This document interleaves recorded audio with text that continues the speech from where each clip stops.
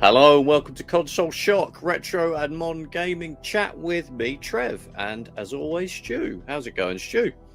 Oh, Trevor's going amazing. I'm feeling 100%. I'm bouncing off the walls with just happiness and everything like that. I'm a bit worried about you being a bit too, energetic or something. I feel so good. That's all I'm saying. I feel so good. I'm excited for Christmas. I'm just, I love Christmas, Christmas atmosphere, decorations and all of that. Love it. Music. Why not? Yeah, it gets you in the mood, doesn't it? Or getting you a brand new games console under the tree, perhaps? Or not? Maybe not at the moment, right? An old one, perhaps, but not a ninth gen console, that's for sure. Unless you're lucky. Well, yeah. I mean, it looks like you can. I was in Bromley today. I wandered down there. I'm on a week off work, so my girlfriend's still working. So I was like, okay, what should I do? So I wandered down to Bromley, and there's about 3 or 4 places that had PlayStations and PlayStation 5s where you could have bought them. And obviously there were CX and there were not like retail like Argos or something that you mean, but no. Well, I mean, to be honest, I didn't go in there and start all checking is it available or something. Yeah. But it looked like Game had it for sale or something you could pre-order if you went for their bundle of some sort. And so I think it's possible to get it if you're sort of prepared to pay the moolah for it. I did get an email from Sony directly from them to say like if you we're giving you an invitation to buy a PS5 directly from us, which I know is a thing they've been doing. But I didn't have the cash really with Christmas. It's kind of the worst timing. If it was maybe like February when I've caught up with money and everything, I probably would actually do it. But I probably would have gone for the cheaper digital only model because I don't really have a lot of disc-based PS4 games that I play, so I can literally just get away with the discless one and save myself a few quid. I don't think I would have if there was a discless Xbox Series X, and we talked about it before. I got the Series X, and I'm very happy with it, but it's still the case of sometimes you go to the PlayStation store and the games you want are 50 quid, and you say, well, actually I can buy that off Facebook Marketplace for 30 and eBay for 25 or whatever, and I think it's a little bit of a false saving really. But I'll sort of caveat they will potentially when PlayStation come out with their new their new sort of Game Pass service, if that's like a real good sort of proposition, then the actual sort of digital only version might be pretty useful to get, to be honest. Well, I use I don't really have a lot of physical PS4 games that I'm worried about continuing to play. I use PS Now on my PS4, so all the games I play on it are downloads. So I'll just be able to keep doing that, obviously, on like a digital PS5. But actually, the Xbox would be one that I wouldn't want to get a discless one. Just I've got a lot of original Xbox games that can work on it, 360, Xbox One games. So there's a lot of stuff that I will potentially be using a disc with on an Xbox. But that I probably would go and get the disc-based one. But at the moment I'm still at a stage where for either of them really, I kind of want them to get to their slim versions at the moment because they're just so big and impractical to house. I don't know. I think the Series X. I think I think that's quite a good. I don't know, a good size. Obviously, the PlayStation 5 is absolutely massive. But if you look at the I haven't got the dates in front of me, but the sort of the PlayStation Slim came out like a good 3 years after the fat PlayStation 3. And what was it? The PS4 Slim, which wasn't really that much slimmer, that was probably 2.5, 3 years after. It varies. I mean, we got the Switch Lite. What was that? 2019. That's that's almost like a different couple of years. But that it does vary. You can't play that on a TV, can you? And it's I think it's if you're waiting for that and going, actually, it's just too big. It's just doesn't fit in my lifestyle, then I think it will be, you might be waiting 2.5, 3 years. And to think about it, we've actually done one of those years already. So maybe sort of 2 years away. Because I know they have brought out a new PlayStation 5 with a different board that runs at a slightly different temperature, and things like that. It's a bit more power efficient.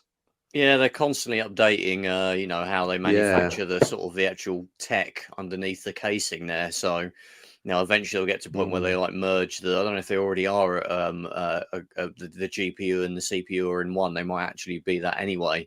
But making them smaller and reducing the amount of chips and parts and stuff, that will just be a natural thing. But yeah, like most people probably can just clear out a bit of their little TV unit. But for me, I've got like a bundle of console stuffed in.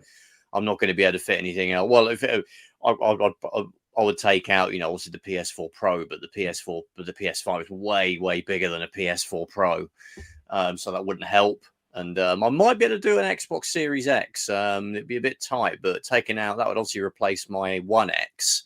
It's obviously a lot chunkier than a One X, but I don't think it's taller.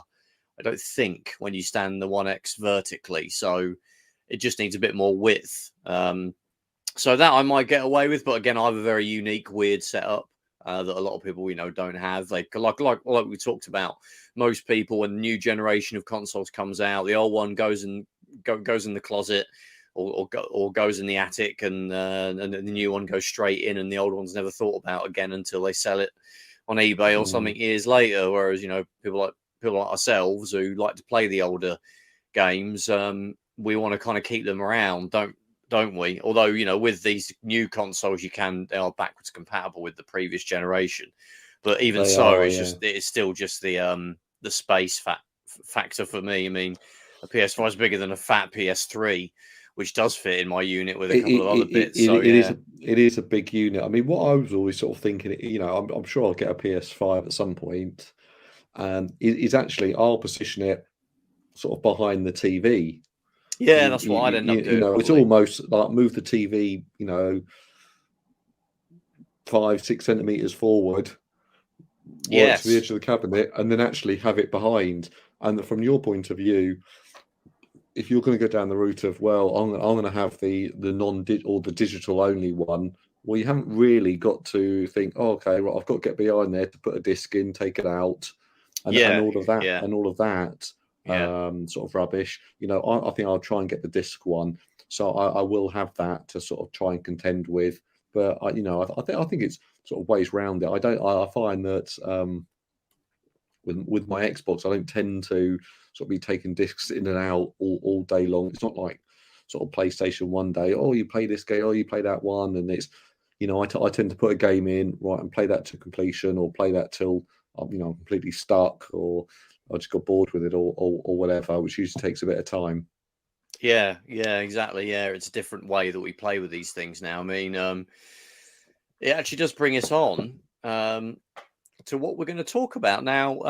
If you're, into video games in any way, and you follow, the stuff on that they put out on, not even on their official channels, but anywhere that writes about video games or publishes anything about them, there's been an anniversary that's been quite significant in the last month, really. I think officially November is when it was.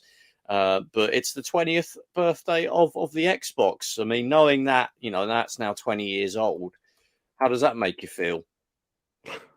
Well, old, right? I mean, I remember, I remember the when the Xbox came out, and it was a big fanfare about it, and there was it's the most powerful machine. But at the time, I have to admit, I wasn't that fussed about it. I really didn't want to get one. The games on there really didn't appeal to me. And it wasn't until later on where I actually, I'm going to get myself an Xbox Original, as I guess they're called now. And it was like the online gaming side of things that didn't appeal to me. The first person shooter games like Halo, I remember playing a few of them with sort of twin sticks, and I couldn't control them. I couldn't control the character. That sounds ridiculous, doesn't it? Now and now it's just you move forward with the left stick, look around with the right one, you're spinning around, you're doing everything. But back then, it was, oh God, I didn't want to do that. And I'd also invested my money and my time, and I got a GameCube. Then a little bit later, I got a PlayStation 2. And to me, the GameCube was, well, had lots of games on there sort of that I liked. And then the PlayStation, well, that seemed to have like every game on it. That was really sort of the market leader. So the original Xbox, it wasn't too exciting to me. What was your thoughts on it? Well, at the time, rather than sort of. Yeah, I mean, I have a funny history with that sixth generation of consoles, because for me it started in 1999 with the Dreamcast. I got the Dreamcast, for that Christmas, not long after it came out, and basically all the stuff that people were hyping about, the consoles that would drop later down the line in that generation, unfortunately after the Dreamcast had basically died. I'd already kind of experienced to a degree. Like the PS2, even though I love the PlayStation, it's my favorite console ever, like the PS1. The PS2 didn't really hold any excitement for me, because things like, games that will look great, the higher resolution, like in some cases 480p sort of type graphics that we got in that generation, really good, like anti-aliasing and like huge amounts of polygons being put into the various, the models in the games and the graphics, even things like being able to go online. I'd basically done all that, and I was doing it already. We've talked about the Dreamcast before. We had a great episode with the Dreamcast Junkyard guys, and I always talk about how me and my mate John both had Dreamcasts, and we'd go around his house, after school, and we played Dreamcast, and all our other mates would really enjoy it. But then we'd sort of ask them, "Are you getting one?" Then they'd be like, I think I'll just wait for PS2. They'd play Soul Calibur, they'd play Crazy Taxi, and and all those Sonic Adventure and all those games, but everybody was just absolutely enamored with the PlayStation brand, and that's what really killed the dream. Because some people go into depth and they talk about if it had a DVD drive, it would have. No, they wouldn't. Sega would never have put a DVD drive in the Dreamcast. Sony made them normally as a consumer electronics device away from video games, so they could obviously do it cheap. It was easy for them to put it into their console. Microsoft didn't even do it cheap. They had to have it as a separate dongle for you to play films. They had to work that cost in into that dongle. So it was never going to happen. So that's a non-starter to start. I mean, we're talking, this is 1998 when this thing was developed, 97, 98. DVD was barely out at that point. I didn't watch a DVD till about 1999, maybe late 98. I know 500 quid for a player in those days. So yeah, anyway, I'm going way too much into that side of it. I hate that argument. It really gets to me also. I've had a DVD player, I'd done great. Utter bullshit. So I'd kind of I'd already been in that generation. But then when I heard Microsoft were making a console, I guess around 99, wasn't it? Was when they were sort of announcing that they were going to do it. I think I was like, oh, cool. There'll be someone else then, because Sega, Sega were coming in, but it'll be interesting to see with the amount of money that they've got. It's difficult to see how they could completely fail. But we've seen, like, there was kind of a mini crash in the 90s, wasn't there? When we had like 3DO went tits up, CDI went tits up, Amiga, CD32. So you can see how Jaguar, Atari, yes, you can see how fairly we thought were fairly competent sort of companies could completely screw it up. But Microsoft is a different proposition because they seem to have nearly infinite money. So, it would have to really fail for them to completely abandon it. So it would have been interesting. But I wasn't like, I'm going to get one. There was no like killer app at that point. We didn't know about Halo. So also, Halo, it kind of passed me by a little bit. You're mentioning how you played it and you weren't enamored with it. Well, I couldn't control it. I was literally looking at the floor, and it was just like someone had put my shoes on the wrong way round and given me 5 shots of vodka, and told me to thread a something through a needle. Thread a thread through a needle or whatever. That's what it felt like. And I joystick remember controls were very early at that point. I mean, Alien yeah, Resurrection on the PS1 invented it, and that was 2000. So exactly. And for me, it was actually going back to the Xbox documentary, which I can't stop singing the praises of. I thought it was really well done. Yeah, I watched it. It was great, actually. Yeah, but very honest, extremely honest. Exactly, it was very, very, very honest. And then what really sort of took me was like, oh, actually, because I was traveling. I was traveling in Canada at the time, and I went to a friend's house. And he goes, "Oh, the Xbox is brilliant." I said, "No, I've got a GameCube back in the UK. Oh, that's it. That's the bomb. That is." And he was like, no, the Xbox. And I went round to his house. I think he was a little bit older than I was, but he had like a massive, great big TV and an Xbox and 4 controllers. And we'll sit there, drink beers. His friends would come over. It was actually like, it was a really good experience. It reminded me of that documentary where it was all about great, get your TV, put it in the back of your car, and then take your Xbox, and then someone will link up all the Ethernet cables, and then you have a great big sort of LAN party. And that was and that was like, oh, actually that's a sort of a really, really good experience. They came out with things like having all the music on there. You could just load up your CDs and that you could basically copy them to the hard drive. So you could play your music, you could play these more PC adult type games, and they had a lot more.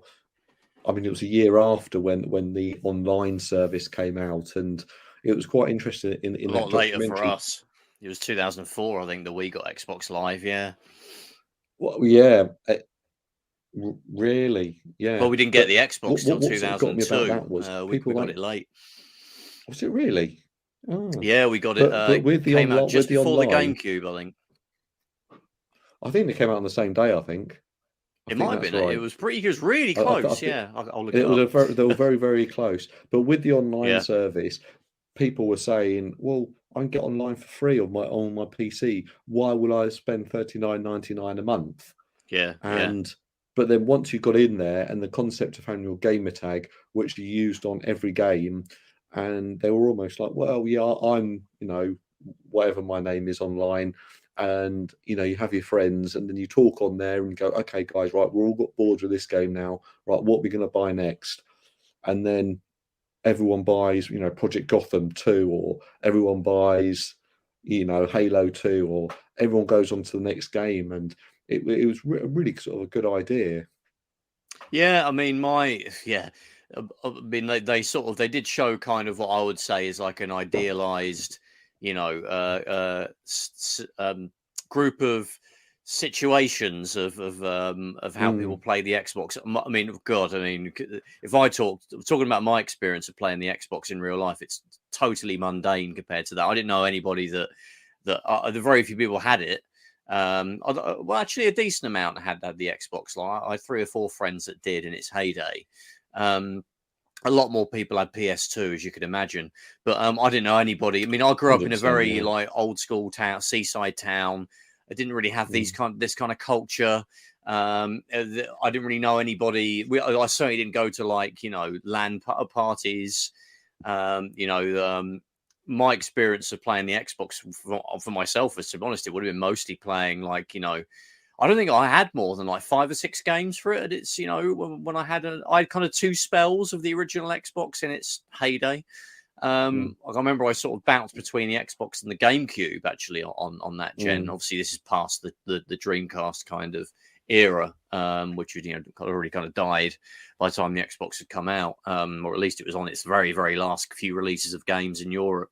Turns out that the Xbox came out in March 2002, GameCube was May 2002, so they were quite close. They were quite close. The Xbox was just before.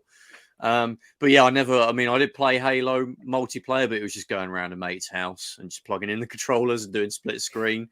But to be honest, like we were sort of talking about Halo, I didn't really find anything particularly amazing about Halo. I think I played it on and off back in the day. I don't think I ever got past like the second mission really, because it didn't interest me. I was never big into first-person shooters. Didn't have a PC that could run them in those days, so I never got on that side of it, which is really where they kind of came into their own, was on the PC. Obviously, GoldenEye I loved, and ports from the PC of shooters that we got on consoles. I remember really enjoying Duke Nukem and Quake on the Saturn, and like Quake 2 on the PS1, and the odd sort of cherry-picked selection of ports that we got on consoles. But yeah, I mean, I played a bit of Halo multiplayer.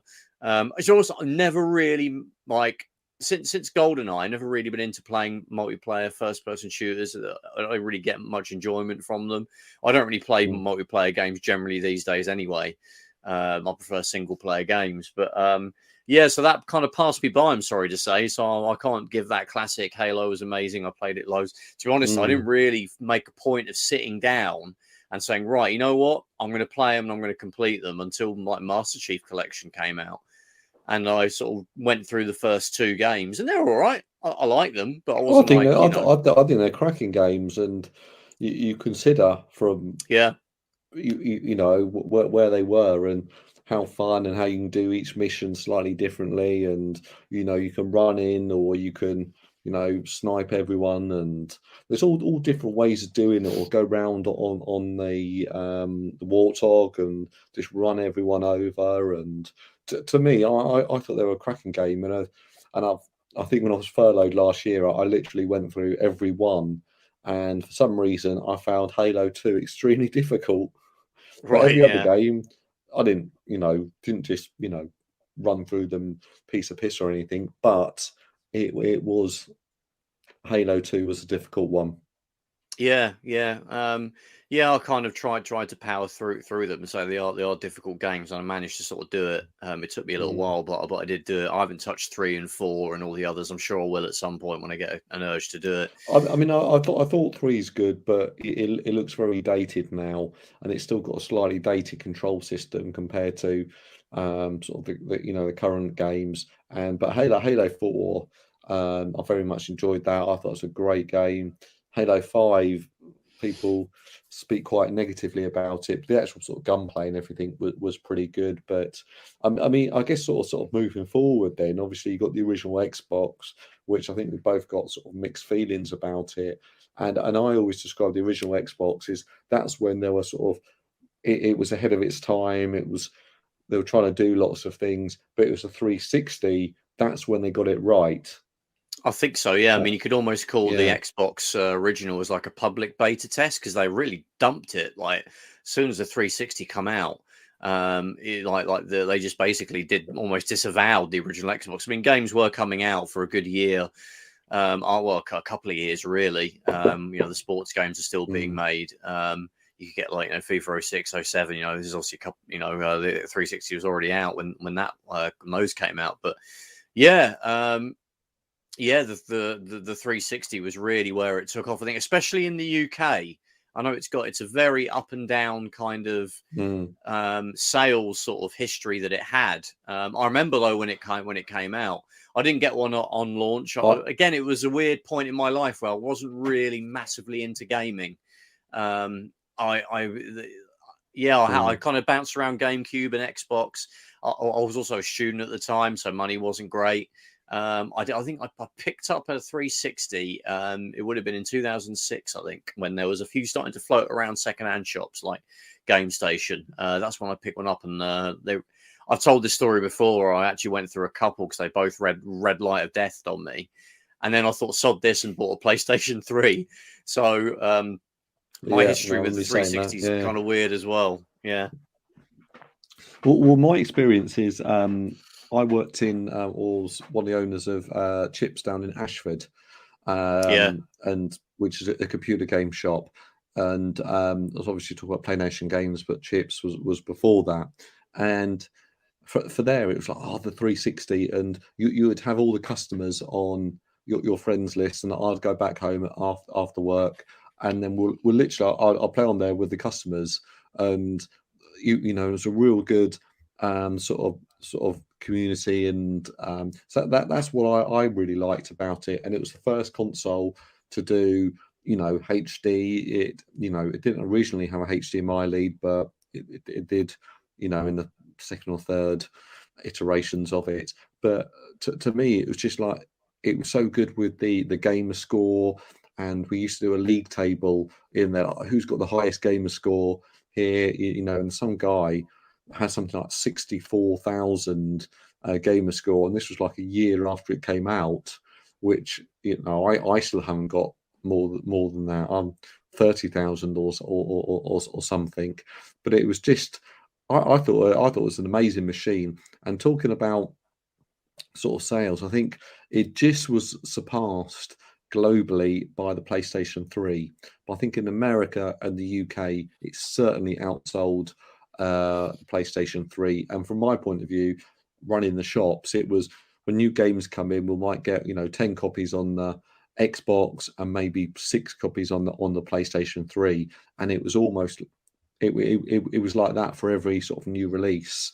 And it seemed like the Xbox was getting out all the games I wanted to play, like Gears of War, Halo, just sort of Rainbow Six Vegas. I remember spending a lot of time on Rainbow Six Vegas. Just things like that, really. And it had the good online. So once you had your friends on there, it was like, well, if I get another console, it's I'll have no one to play with. Billy No Mates. Yeah, that was never a factor for me because I didn't really play online much. I know that was a big thing. They mentioned it in that documentary, saying, people basically gravitated to the console that all their mates were on, where their friends lists are. And that's what kept everybody, although it didn't seem to work out great because, it seemed that everybody went from the 360 to the PS4, really, because of how Microsoft handled the Xbox One. So people could get overcome that. I guess everybody clubs together and says, right, what console are we all getting on WhatsApp or something? And they all go and, right, we're all going to get PS4s then, Obviously, I'd already had a PS3, so I was already, had all, everything. I remember those people asking me when the PS4 came out, said, "Oh, how do I sign up to it? What's like the Xbox Live for the PS?" People just didn't know anything about it, which was kind of odd to have people come up to you and ask you that stuff because they knew I had a PS3. But it's interesting what you mentioned about the sales because the 360 and the PS3 were very close. I think the PS3 outsold it in the end by only about 3 or 4 million, but that's because the Xbox 360 because of Japan. Nothing. From my point of view, there was lots of problems, or not problems as such, but it was very big in the US, very big in the UK, and somehow they got their marketing right there. But then lots of other countries and Japan. I mean, I don't really want to talk about the Xbox, and they've just got all their marketing wrong. And the message they're going to get out there, and maybe the Japanese people are very sort of patriotic, and well, Sony is a Japanese company, and right, so that's what we're going to play on. Yeah, it's interesting how they just have absolutely zero interest in whatever Microsoft put out. It might be because the focus of the Xbox is games like Halo and things like that, which aren't very appealing to Japan. I think it was always interesting when we got games came into the shop, like new releases, and for things like the PSP, the Vita, PlayStation 3, and the PlayStation 4, there were always so many games that were sort of like Japanese style games. Yes. And once Microsoft and Xbox really had to, let's go out there and get some, Japanese style games, and they really didn't have too many of them.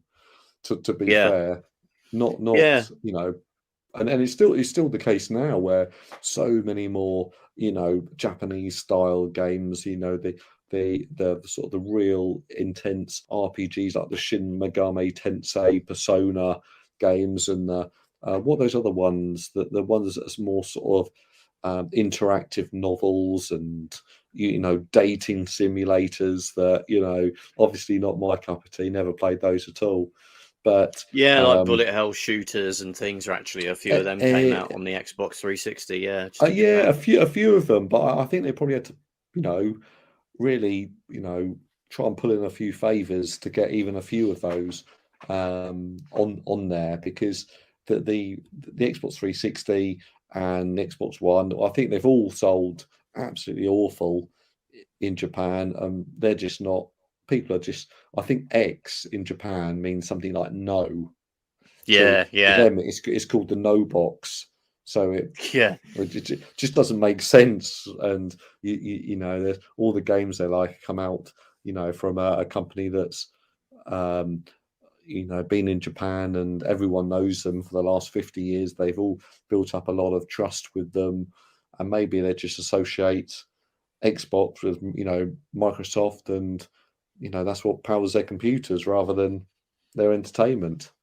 Yeah, and I think had it, you know, sold any kind of significant amount in Japan, it would have you know, ended up beating the PS3. I mean, you only had to look, certainly in the UK, you could just, you know, not so much these days, but you know, go a few years back, you go into like any CEX, and there'd be an entire like side wall of the shop would be just Xbox 360, and then PS3 would be restricted to like, you know, a couple of gondolas of games. Like weirdly now that's kind of evened out a bit, because I think it had a bit of a run at the end of the, you know, 2011, 12, 13, where the PS3 sort of mounted its kind of comeback. And I don't know if I don't think it probably, I don't know what the sales figures specifically for the UK are like, or if it actually caught up, but from my anecdotal, I don't think it did. I don't think it ever did. But you know, when you start to get the Uncharted games, you know, the Killzone, the fact that the online was free, there were lots of reasons to get the you know, the PlayStation 3 over the Xbox. So I mean, let's take the UK market, and for me, the Xbox 360. I mean, I think it's certainly won that generation. I mean, to me, it had a few missteps with the Kinect, and I mean, they talked about in that documentary, oh, it sold 10 million in a week and whatever. But I don't think I've ever used a Kinect once in my life. And I was certainly, I don't know, what was your thoughts on it? It's funny, isn't it? Because the Kinect was a success and it also was a failure at the same time, because it sold a lot, you know. I mean, Mike's personally, I don't remember really playing any games. I remember playing Kinect Sports Rivals on the Xbox One, which was actually kind of good with the Kinect. Like controlling vehicles and stuff. It worked quite well. But to be honest, what you know, experience with it is my girlfriend using it for fitness stuff, which she really enjoyed. I mean, obviously, you could just watch a DVD and work out to a DVD, but the Kinect actually gave you feedback, you know, which was at the time was unique. I know there were gadgets you could strap to yourself, and now people can just use an Apple Watch, can't they, and stuff that will do that. But at the time, to not have to hold anything or really have anything, and just have like, you know, Zumba or something, and actually, you know, get like goals and achievements and be told, you know, how many calories you've burnt and everything. That was actually pretty good. I could see how, from that perspective, that it was a really good device, and my girlfriend used it a lot for exercising. I never used it for games, and they really went out of their way to shoehorn in Kinect features into every game, it seemed. When we got to sort of 2011, you know, and 12, and like Skyrim, you know, and like FIFA and things. I've no idea what actually were what they were used for in those games, but yeah. I mean, I remember they mentioned on this documentary, it's like, oh, you know, they thought they'd hit the jackpot with, you know, you are the controller. And it's, you know, imagine being up there and, you know, being able to, you know, fight your way down or shooting or doing this and it just never grabbed me. And it was, I don't want to be the controller though. Yeah. I want it to be a relaxing sort of experience, you know, where you're pressing a button. And I don't think I ever really remembered people saying, oh, you know, the controllers, they're just not good enough. At the end of the day, better. If it's anything that's dramatically beyond sitting down on the sofa with a controller and playing, is always going to struggle, isn't it? I mean, I've talked about how PSVR is a pain for me to play, because I have to really be super motivated to play a game on it, because I have to it's not plugged in all the time. I've got to plug it all in, which isn't quick. It's not like plugging it into a USB and done. You've got to like, plug the HDMI into the box and have another HDMI running out. You've got to plug all that into the thing. And it's just like, so it's not a one and done sort of thing. And you've got to make sure you've got space around you. You've got to be kind of up for playing that sort of game. It's better than Kinect. So I'm not trying to compare them to say they're the same. VR's way better. I think I haven't really tried PlayStation VR as well, but that certainly seems to have a little bit more, something about it. I think Kinect was, well, it is good for the dancing games, good for the fitness games, and then you play some fun party games. And I'm sure, if I was in the right scenario, that was brilliant. But it sort of leads on to the Xbox One. And as I said, I was a huge fan of the Xbox 360. I just thought, no, it's brilliant. Right, okay. Now they're going to announce the Xbox One, and they sort of made a little bit of a, again on this documentary, and they just got so many things wrong with it, with their messaging and what it was all about. And they talked in the announcement presentation, it was, I don't know, I'll make up a number here, but 70% it was all about how you can connect your TV to it, how you can do this, and how you can have access to NFL games. And it just didn't hit. It just seemed like a really fancy remote control for your TV. And it just like, oh, okay, I want to know about games. And they just really sort of missed the sort of the mark with that, because I don't want to know about sort of TV shows. And great if the Xbox One app or the Xbox One has a Netflix app, brilliant. Oh, that's really good. Yeah, that's useful. I'll use that every now and again. But to be excited about, that's not the main reason why I'm going to get one. Yeah, but yeah. Something you'd expect to have. Yeah, it's funny because I always thought the Xbox 360 was lacking in media stuff. I actually really enjoyed the fact that the PS3, you had things like Play TV, which literally turned it into a PVR, which I used for a couple of years as a PVR. I used my PS3 as a PVR as well as a console with Play TV, which was great. That was the widget you plugged into the back, wasn't it? And it turned it into a Freeview recorder. I mean, now you might be thinking, why would you need that? But in those days, TVs didn't have that built into them, and also buying a separate PVR was nearly as much as just getting a PS3 with this doodad. So Play TV was great, and even you could also export the recordings to just files, which you couldn't necessarily just put on a USB stick. And there's a football match that you recorded, you can export it, pop it on a USB stick, archive it, give it to a mate to watch. Yeah, it was great. But it could also it had loads of codec support, so you could watch files you downloaded off the internet. You could stick them on your PS3. Just media wise, obviously Blu-rays were standard, all manner of disc media it could handle, like super audio CDs and like really weird and wonderful stuff, loads of like memory stick readers, SD cards, and all that sort of stuff. Even like the larger sort of MMC cards and stuff like that. So the Xbox was kind of like lacking, really. I mean, I remember when it got Sky at one point, I thought that was kind of cool. You could watch Sky on it, and then also the Netflix app and movies. They let you download like movies. I think actually they kind of were a bit ahead of the PlayStation. In that also, but I guess they would just say, well, you can just buy a Blu-ray, can't you? You don't need to download it from us. That would be the argument there. So. But they absolutely doubled down on that with the Xbox One. And I did buy an Xbox One not long after, about a few months after it came out in 2014. I already had a PS4. And I really wanted to play Rise, which is a game that everyone like ripped into and said was absolute crap, but I really enjoyed it. It's just basically a scrolling beat 'em up, but a modern scrolling beat 'em up. But yeah, great. It was a great game. But I wanted to play that. So I got it, and then I knew my girlfriend would be able to use the Kinect for whatever, Kinect fitness stuff come out, and she did. So, we actually got a bit of use out of it. But in terms of I never used it as a remote control, maybe a few times for Xbox record that or something. But now it's just literally like a couple of buttons, like a shortcut that does that for you on the controller. I did like it, I thought if you ignored all of the all of the stuff that was layered on top that they foisted upon you, and it was too expensive. It should have been, it should have had an option to have the Kinect. Exactly, it would have had a better it was chance. £100 too much, or it was £100 more than the PlayStation.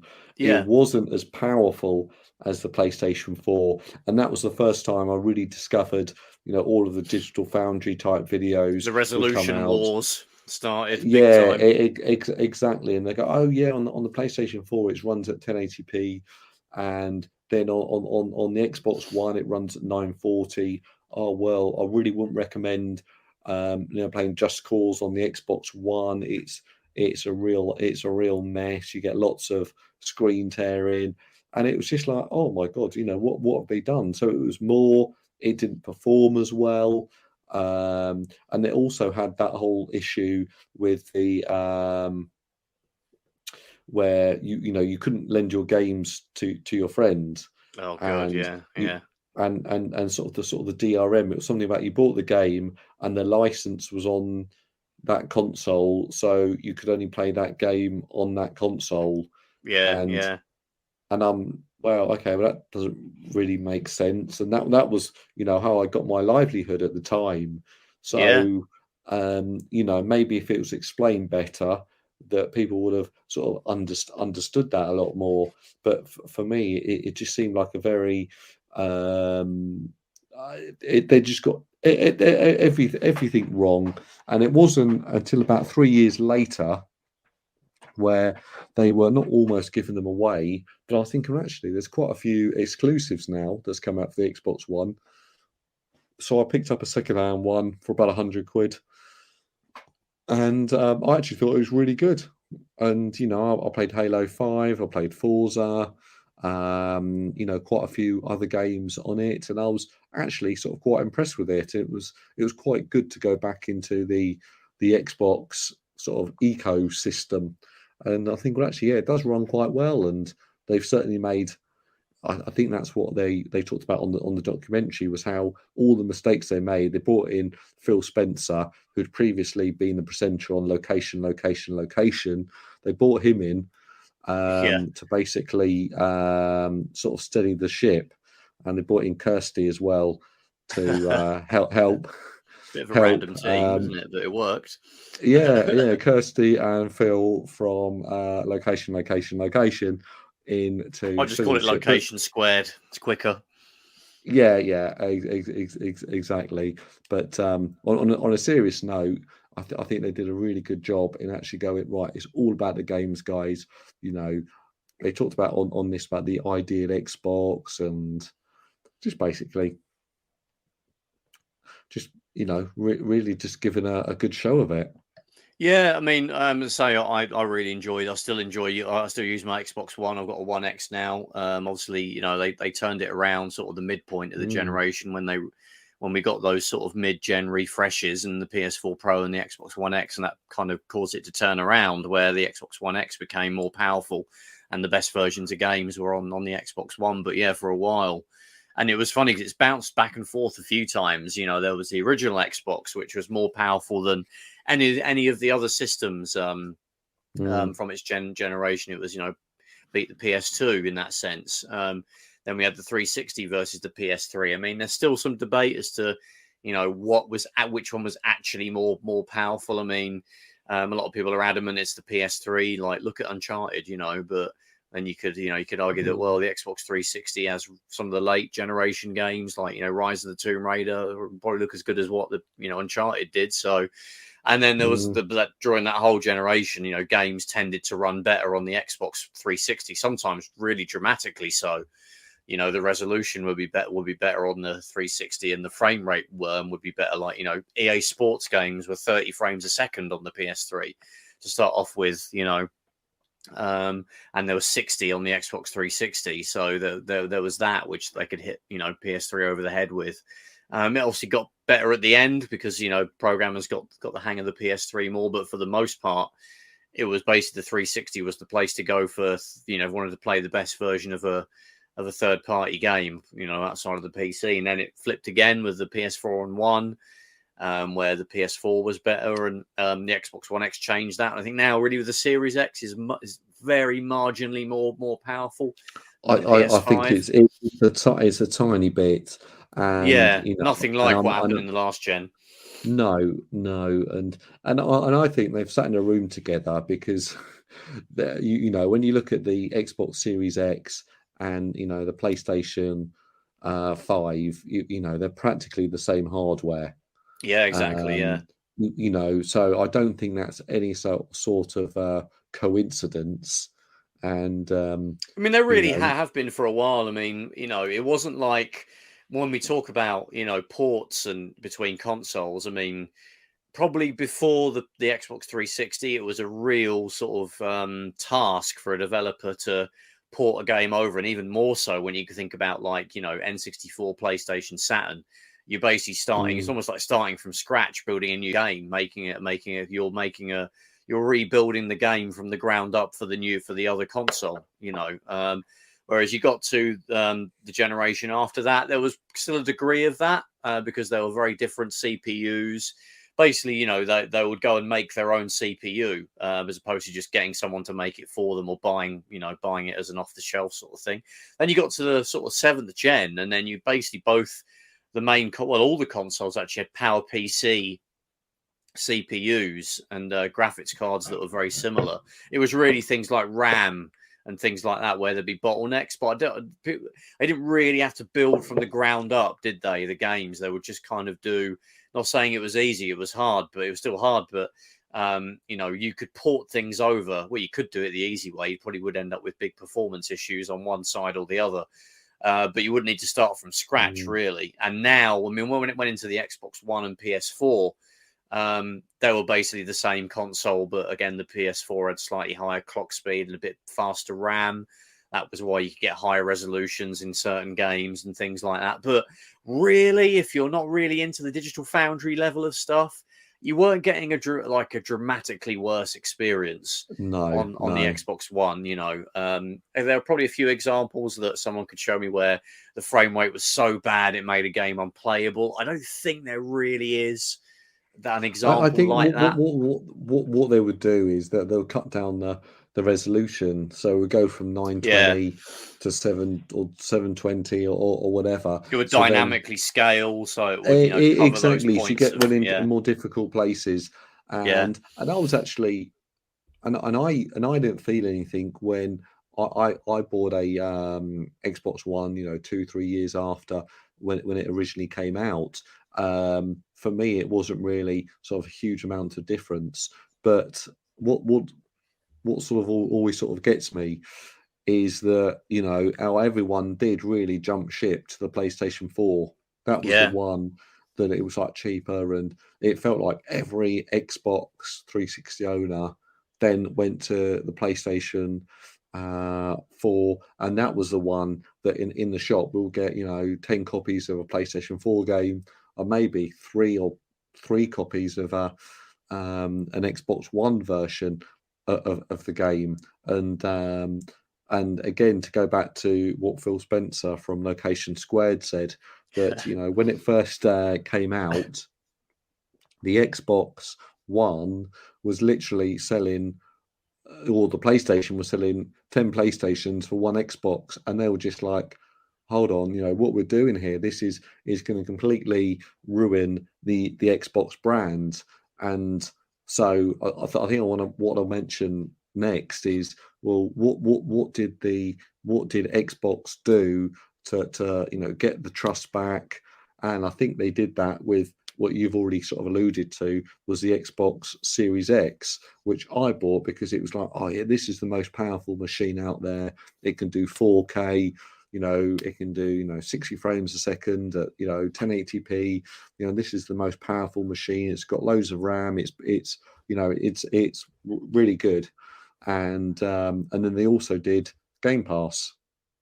Yeah, which, I mean, you could probably trace it all the way back to. I mean, you mentioned Phil Spencer. Yeah, I mean, it was really him that did it. And I think not long after he got in charge, they released a Kinectless bundle of the Xbox One, and that knocked off. Yeah. I don't think it went exactly the same price as the PS4, so I think it was a shade more expensive, but it was within like 20-30 quid of the PS4. And then eventually they managed to sort of knock that down to be the same price. I think when they got to release the Xbox One S, the slim Xbox One, I think it actually did it go a bit cheaper at that point than the PS4. Oh, it was at one point they were not giving them away, but they were like £200, and also they really like the Xbox One S and the One X. It didn't even have the port on the back for the Kinect.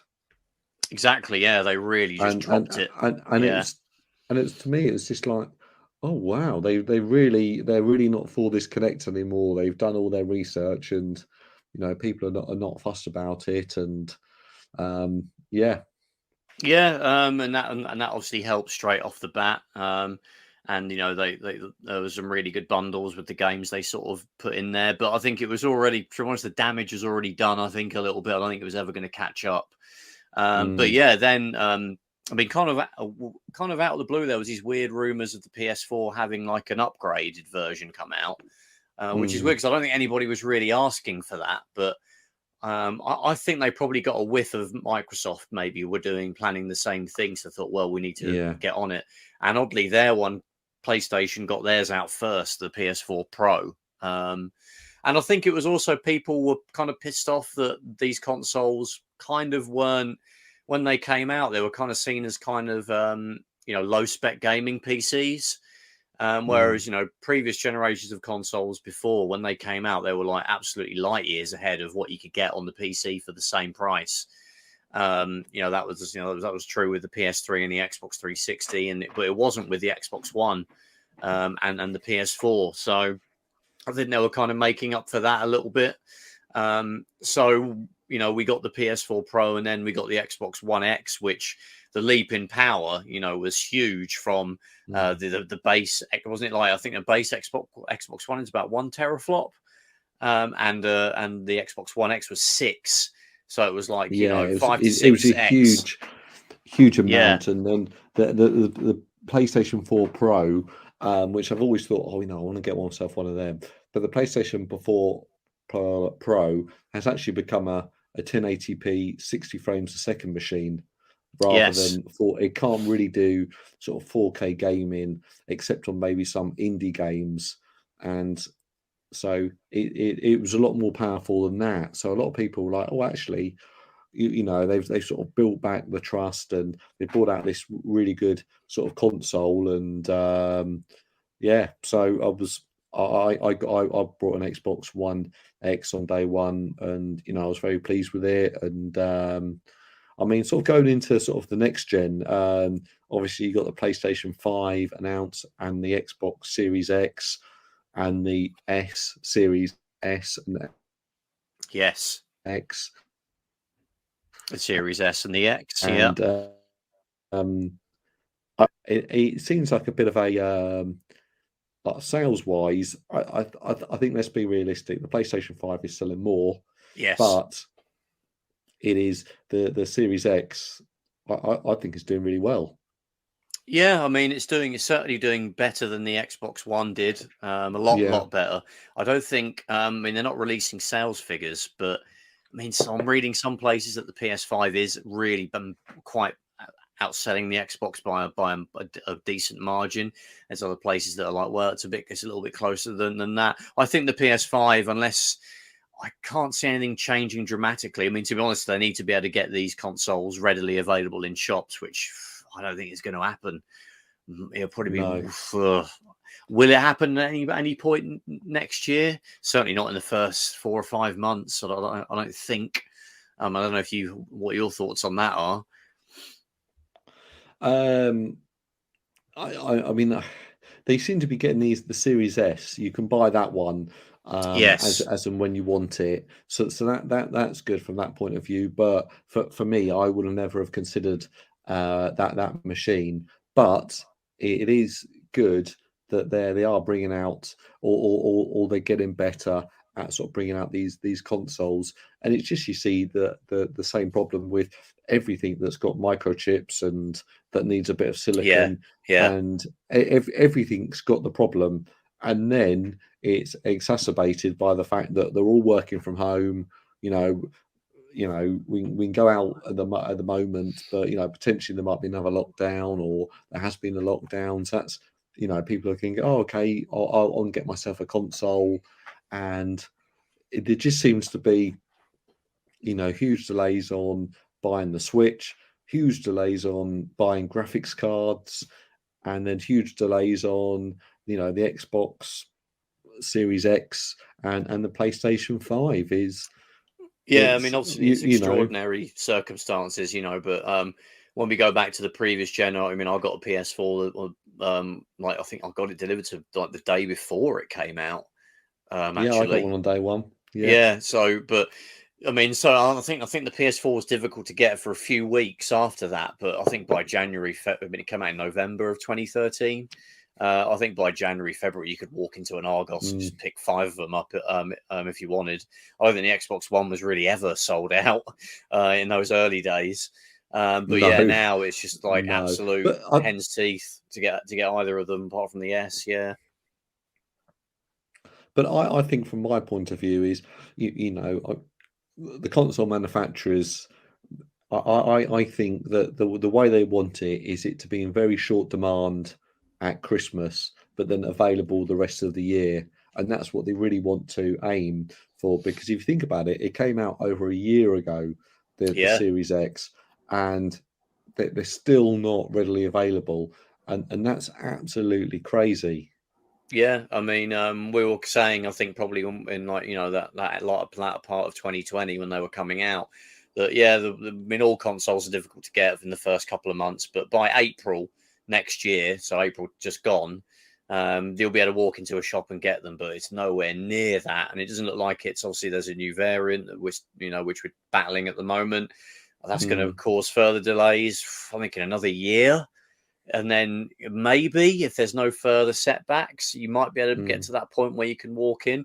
It might adversely affect. I mean, we might have a situation where this generation might be prolonged, much like the 360 one was, and PS3 generation. I mean, a lot of people say that's because there was a global recession in the late 2000s, which meant that they weren't able to bring their next gen consoles out around 2011. Which probably when they would have come out, 2010, 2011. So they got pushed back for 2 or 3 more years. That's why kind of the games that came out very late in the generation were absolutely, churning every last grain of power from those consoles to do what they do. Although it meant we got, real good value out of that generation of consoles. But I think that's probably what's going to happen with this one. I think it might go 9-10 years, really, before you'll get but then we might get the mid-generation versions again, so maybe there's 100%. I mean, they'll certainly come out with sort of different SKUs of some sort, potentially a discless version of the Xbox Series X. They might do one with more storage. They'll certainly do, I don't want to say certainly, but, it seems to be in the last generation that they've done an advanced version. So they did the PlayStation 4 Pro. So hopefully, in a few years, there'll be a more advanced one. But I think you're right. It's going to be a good while till we see another console come out. And just because the leap from the Xbox One to the Series X, the games look just as good on one or the other. But slightly better frame rate. It's not the huge sort of the graphical leaps that you used to get.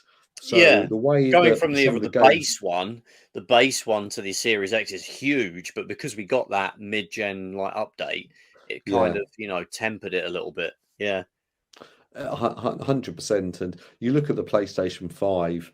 And I'm not hearing people saying, "Oh well, it's not quite powerful enough. Oh, it's not quite this. It's not quite that." And people will learn how to, it'll sell 100 million units, and the Series X will sell 80, 90 million units, and that'll be the place to produce games for it. They'll know the machines inside out, and I think it'll just be the place to game rather than sort of PC gaming. Because I think something sort of popped up on my Facebook, and our graphics card was £1,200-1,300. Someone was selling them for, and I'm just, oh man, that's, you've still got to get the memory, the motherboard, the case. You've got to get a really nice monitor that will cost you £350, and it's crazy. And the fact that when these consoles are RRP, you can get into next gen 4K 60 hertz gaming easily for £450. Yeah, I mean, it's a no-brainer. Yeah. I mean, that's why I think it's great that there is a Series S that you can spend, what was it, £250, I think, and you've got yourself, you get a Game Pass, I think, trial with it. So literally, you've got, obviously you need to renew that at some point, but you straight out the box, you've got next gen gaming for cheaper than it was to get on the previous generation. Okay, the frame rates aren't going to be the best and the resolution's not going to be the best, but it will still be pretty good for what you're paying for. That's really good. So that's a great thing that I think Xbox are doing, and it's almost worth, further down the line, if you want one you can like jailbreak or just like run emulators on, which we've seen done on the Series X. It's so cheap. It's almost worth having. You don't even have to jailbreak it. Exactly. You can just log in developer mode and then put on RetroArch, and then you're doing all of that, and that's probably the right way to do, is actually limited or have it open up to a certain extent, so people, the modern vintage gamers who they go, I really want to play SNES games on an Xbox One or Series X or whatever, they can do that, and that gives them the opportunity. Yeah, exactly. And I guess that sort of brings us to probably the final thing. This will be the future of the Xbox. We've touched upon it already, that there could be delays and when we see new consoles in the future. I mean, my thoughts are, perhaps it will get to the point where they're really just more of a brand at that point. And, basically you have a Game Pass, so you can play Xbox games on any device. They'll still have a box that runs the Xbox games, but it's really just a brand that's sort of nebulous, kind of, is how I see it happening. You can buy the Xbox box if you want to play the games, or you can do them on your PC, or you can, maybe they'll be different. I'm hoping they'll bring out, like, perhaps there'll be a handheld version at some point, if they can sort of squish everything down like the Steam Deck can do, and still have it play, the games. There'll be something like that, I would hope, in the future. I think it's going to be. I don't think they're in. No, they've had their worst spell was obviously with the Xbox One's early years, and they've come out of that stronger now. I don't think they're going to beat the PS5. I think the PS5 is going to win this generation, but it won't be as resounding as last time. Exactly. But talking about they talk about Xbox Game Cloud, and you can play Xbox 360 games on your mobile today. And that's obviously it's got to be a better experience than what it is now. And I think you've always got to have a perfect internet connection and so on. And then of course it's using all the touch screen, which I never like doing. But potentially, I hate to say it, but that could be the future of you'll just have an app on your smart TV called Xbox. You log in there, and it's all just perfect. Playing the games over the cloud. Something like Stadia or on Live.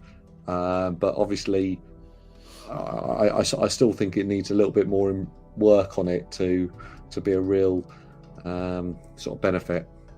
Yeah, I'm with you on that. And well, on that note, we've gone through, our sort of personal experiences with the Xbox through the years, from, when it was announced to the original in 99 all the way through to, where it might end up in the next few years.